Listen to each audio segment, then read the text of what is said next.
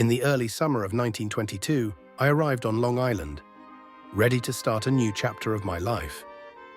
My name is Nick Carraway, a recent college graduate and World War I veteran, hailing from a small town in the Midwest.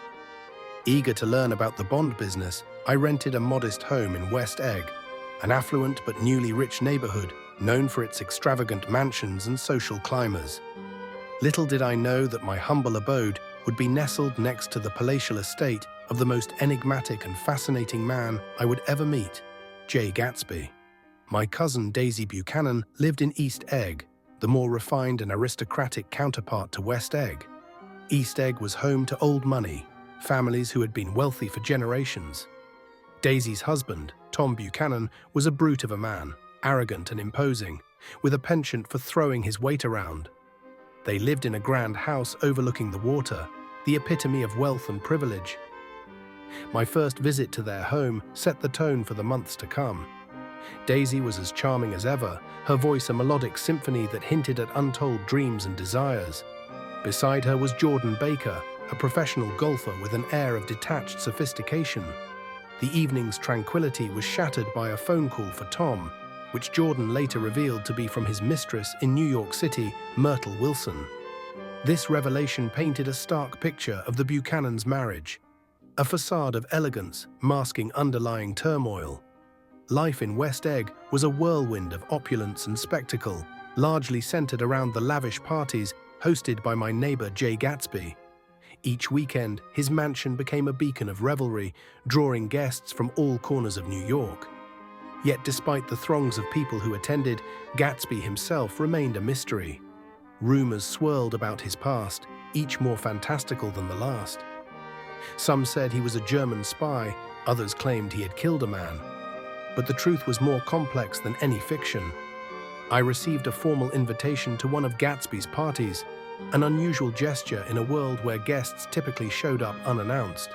The event was a dizzying display of excess. Champagne flowed freely, orchestras played throughout the night, and laughter echoed through the grand halls. Amidst the chaos, I found Jordan Baker, and together we ventured to meet the man behind the legend. To our surprise, Gatsby was nothing like the stories suggested. He was a young, handsome man, reserved and quietly observant, his smile both reassuring and enigmatic. As our friendship grew, Gatsby confided in me his true history. Born James Gatz to a poor farming family in North Dakota, he had reinvented himself as Jay Gatsby, a self-made millionaire determined to escape his humble beginnings. His transformation began when he met Dan Cody, a wealthy copper magnate who took Gatsby under his wing, exposing him to a life of wealth and luxury.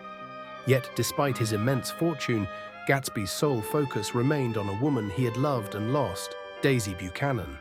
Years earlier, Gatsby and Daisy had shared a brief but passionate romance, cut short by the war and Gatsby's lack of wealth. During his absence, Daisy married Tom Buchanan, choosing the security of old money over the uncertainty of love. Upon his return, Gatsby dedicated himself to amassing a fortune, believing that with enough wealth he could rewrite the past and win Daisy back. His mansion in West Egg, his lavish parties, all were part of his grand design to reunite with her. One day, Gatsby asked me to arrange a meeting with Daisy. The reunion took place at my modest home, a neutral ground where they could reconnect.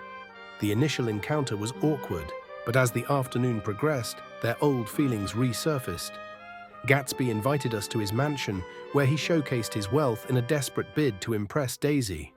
It was a poignant display, revealing his deep-seated insecurities and his unwavering hope that he could recapture the past.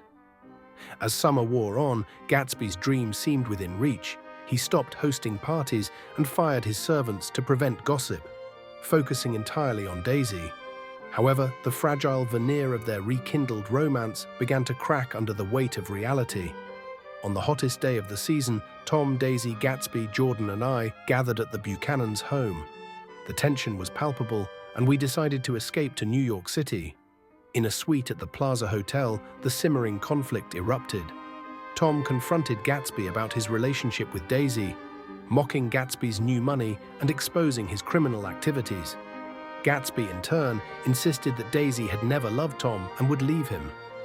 Daisy, caught in the crossfire, wavered. Her love for Gatsby was real, but her ties to Tom were undeniable. The argument ended in a devastating realization. Gatsby's dream was an illusion, built on the fragile foundation of his idealized past. The drive back to Long Island was a somber affair. Daisy, behind the wheel of Gatsby's car, accidentally struck and killed Myrtle Wilson, Tom's mistress, as she dashed into the road. In the aftermath, Gatsby took the blame to protect Daisy, sealing his fate. George Wilson, Myrtle's distraught husband, sought vengeance. Believing Gatsby to be responsible for his wife's death, he found his way to Gatsby's mansion and shot him before taking his own life. Gatsby's death marked the end of an era, a sobering conclusion to a summer of dreams and delusions. In the days that followed, I struggled to arrange his funeral. Despite the hundreds who had attended his parties, only a handful of people came to pay their respects. Among them was Gatsby's father, Henry Gatz, who spoke proudly of his son's achievements. A stark reminder of the relentless ambition that had driven Gatsby to his tragic end. Disillusioned by the moral decay and empty opulence of the East Coast, I decided to return to the Midwest. Before leaving, I had a final encounter with Tom, who showed no remorse for his role in the tragedy. It was then that I realized the true nature of Tom and Daisy. They were careless people who used their wealth to shield themselves from the consequences of their actions, leaving others to clean up the mess. In the quiet of my return to the Midwest, I reflected on Gatsby's life and the broader implications of his story. He was a man who embodied the American dream, rising from nothing to achieve unimaginable wealth. Yet his dream was fundamentally flawed, rooted in a longing for a past that could never be recaptured.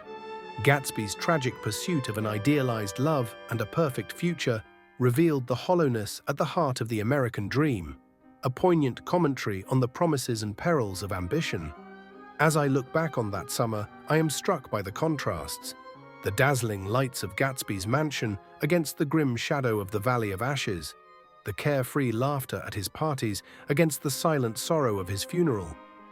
In the end, Gatsby's life was a testament to the power of dreams and the inevitable disillusionment that comes when reality falls short. His story, though marked by tragedy, remains a powerful reminder of the human capacity for hope and the enduring pursuit of happiness.